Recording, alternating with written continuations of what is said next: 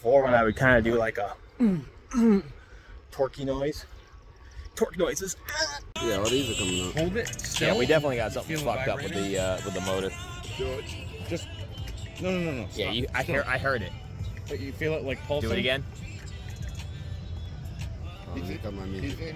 I know, but Nah, feel it. There's definitely, yeah, it's making all sorts of fucking noise now.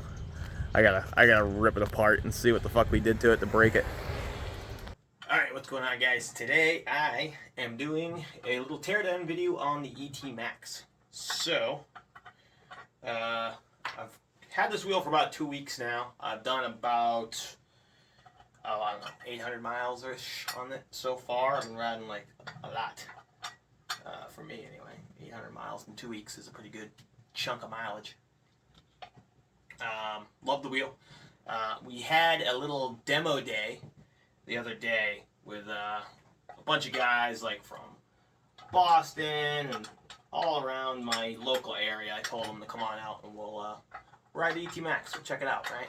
Share the wealth. Shout out to the guys at Alien Rides for sending me out this ET Max to check out and show off and ride.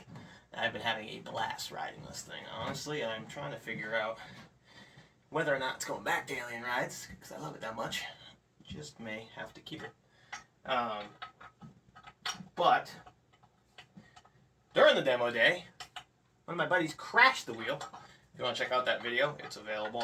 I don't know if it's been posted yet or not, but it will be posted if it hasn't already. After the crash, Jeff, the wheel seemed like it was fine. He said he crashed it at like 35 miles an hour. He was hitting a speed bump, caught a wobble, ended up crashing.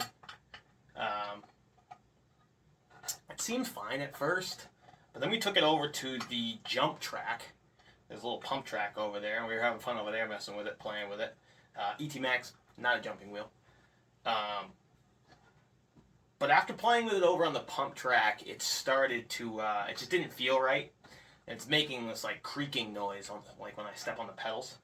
You can actually hear like a loud creaky noise. So we definitely screwed something up. I don't know what. I thought it might have just been the loose pedals, but I tightened up the pedal hangers, which were loose, so I thought that was it. So it was not the pedal hangers. So my guess is it's probably a motor bolt or something.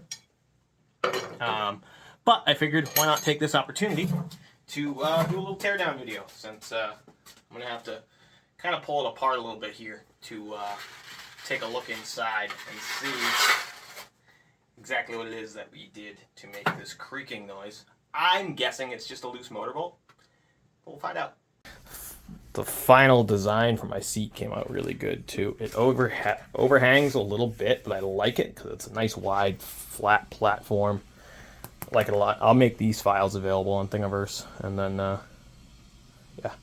Alright, so first thing I did, obviously take off all the pads in the seat and everything. I took off the pedals, and now I'm going to take off the pedal hangers. Alright, so after taking off the pedal hanger, there's these 3 bolts here, bang bang, with a little Loctite on them. Just pop those off. One of them did sound a little like something was going on with this bottom one, so maybe that's our culprit.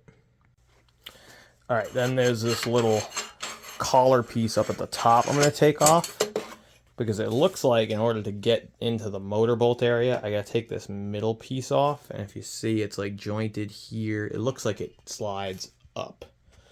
So let's see what happens. Alright, so I was correct. Once I took all the little screws off, this slid right up and out, exposing the suspension column. And we can see here that there are exposure to the motor bolts, as well as something here, whether this is just like the suspension hanger. I don't know exactly what you would call that. But my guess is my problem is going to be somewhere in these 8 bolts. Okay, yeah, so so none of these 4 are loose. The top 2 here were not loose, but this one just gave me a solid quarter turn. So that motor bolt was a problem. Let's see. Oh, and this one too. Yeah. See, that one just gave me an 1/8 to a quarter turn.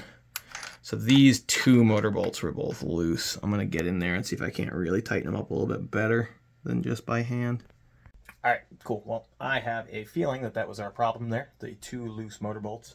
That'll probably do it. But I'm going to do the same to the other side, and while I'm in here, we're going to lube this up a little bit, make it nice. I might try and take a look here at the suspension as well, just see if I can, I'm topping out on it a lot, and it's got this little key to like adjust the preload, so we're going to do some preload adjustment, see what happens. All right, and same thing with this side, everything popped right off pretty nicely. I will say, goddamn, that is a lot of screws just to have this thing not even halfway apart yet. The top's not even off. We haven't dropped the tire or anything. Taking a little note out of the InMotion playbook here. Build quality is good. Everything seems pretty snug and together, but kind of annoying. Okay, top motor bolt on this side was also loose. Let's see here. Why is this one like overlapping a little bit? That's annoying. Look at that. It doesn't line up with the. I have to kind of angle it inward to get in there. That's annoying. Really? Did we do something to this? Like this isn't even the side that it crashed on. It crashed on the other side. Odd. Maybe the other side's bent? Or is this just a poorly bad tolerance here? Because like it doesn't line up. Look at it, it's at like an angle in order to get it to line up with the hole. All right, so here's something interesting, right? This side, the Allen key fits into. This side, the Allen key does not fit into, no matter how I twist and turn and push. So I'm wondering if we bent something frame-wise. I'm gonna have to go to the top and see if either something is loose or if something is bent. But it's funny because this left side is the side that took all the damage when Jeff crashed it. Nothing really seemed to be wrong with the left side, but this left side is the one that the tolerance is off. So let's, I guess we're gonna have to dig deeper. Maybe it wasn't just motor bolts. All right, so I popped the top off here. Let's just take a look while we're in here at the controller. It does look like the gasket wasn't sealed properly. You can see a bunch of dust kind of getting in here on this part. It's mostly pollen. It's so crazy pollen-y out right now. It looks like a pretty high quality controller setup. I mean, it looks more professional than normal. Does look a little bit, you know, it looks like a Gotway, right? I mean, a Begode. I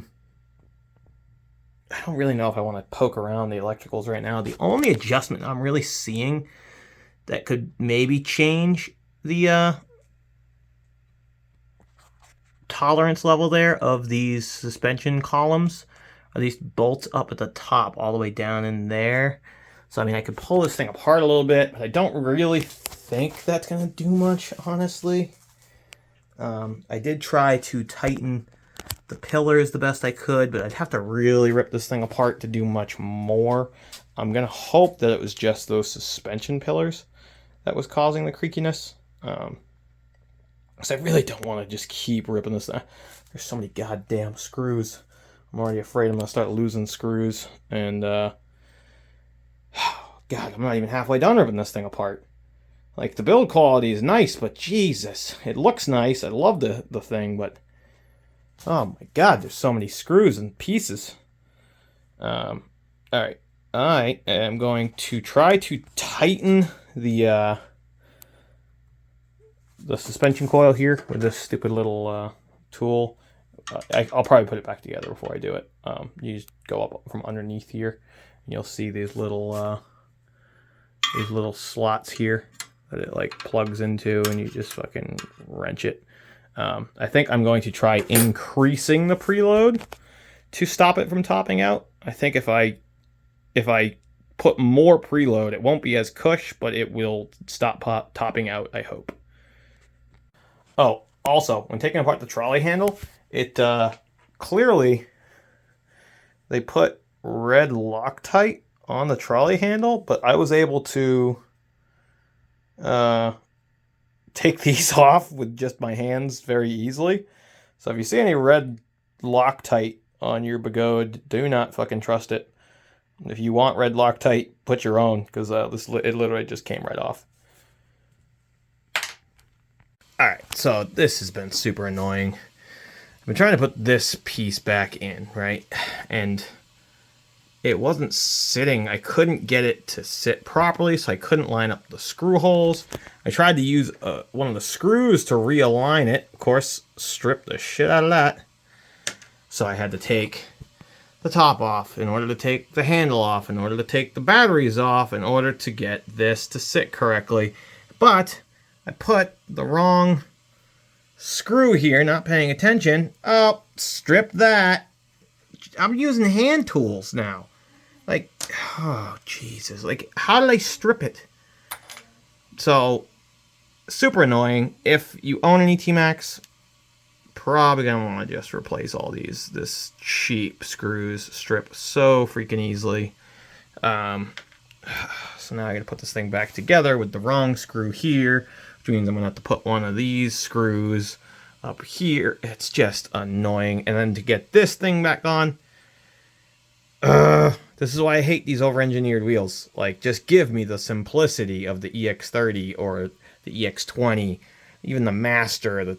I get it. I like it's cool. Just fucking make me something easy to work on, please. Please. And can you just spend the extra couple dollars on nice screws, Begode? Please. It's a $4,000 wheel. Can you please put something that's not just going to strip immediately? Alright, so one very annoying pain point here, putting this thing back together. These little screws, and you can see how many of them there are, and I've already put a bunch of them back in, are stripping like crazy. I mean, they're just stripping left and right. Whether I use the gun, my hand tool, it doesn't matter. These things are stripping so easy. I already stripped one or two of them in the machine, so now if I want to take this thing apart, I'm going to have to freaking drill it, like... I really love the attempt at higher build quality here. The hardware, like, really, come on. Why are you giving me crap hardware? Especially when there's a million of them. Like, all right. Well, I love that they attempted to make a nicer build quality, but, like, the execution is really lacking. Like, as far as putting this thing back together is a pain in the ass. The hardware keeps stripping. Also, while I'm at it, I just gave a few turns here to the suspension preload. Let me see if I can get this to focus. Does not want to focus, but yeah, basically you stick this thing, turn it. I'm going to try tightening my preload to get rid of the topping out. I think if it's tighter, it won't spring up as much and it won't top out. It might make it top out more, because it might spring back harder. I don't know. But in my mind, if I tighten it, it'll stop topping out. We'll see. All right, so I got her all back together. Only 2 screws remaining. One on this side, one on the other side, both from the handle. So just because I figured that's where I would leave them out of. All in all, I stripped like 4 or 5 of these. Frustrating, but all right, well, let's see. All that work, let's see if the squeaking is gone. All right, well, just tested it. Creaking is gone. Perfect. So it was almost certainly those loose motor bolts. You had to figure that would probably be the problem once we found that they were loose. So awesome. ET Max Teardown. Pain in the butt. But, I mean, the build quality is good. It's nice. You know, I prefer the EX30. EX30 is so much easier to work on. By a mile. All right, so let's ride it. All right, well, yeah, the creaking is gone, but I think increasing the preload is actually making it top out even worse. So still got a lot of playing to do with the suspension to get it right. It just always tops out, but hey, no more creaking. Good. Before, when I would kind of do like a torquey noise. Torque noises. Whenever I would do that before, it would creak and make noise. So definitely the motor bolts. Apparently I'm getting tired. I'm working on this freaking thing for the past God knows how long. But yeah, that's it for this video, guys. The ET Max Teardown. Those are my thoughts, my frustrations, my hopes and wants and wishes for the future. I'm gonna keep riding it. Love the wheel. I'm gonna be doing a 1,000 mile review here shortly because I'm already at 800 and something. I figure 1,000 miles is probably a pretty good amount of time for me to be able to give a solid review of the wheel, like a real review. You know, we've ripped it apart. We've put it through all sorts of tests and scenarios. I have used and abused it, and I think, you know, sneak peek of the review, I think the best thing I can say about this wheel is that I don't want to give it back. So, until next time, guys, ride safe, and I'll catch you on the next ride.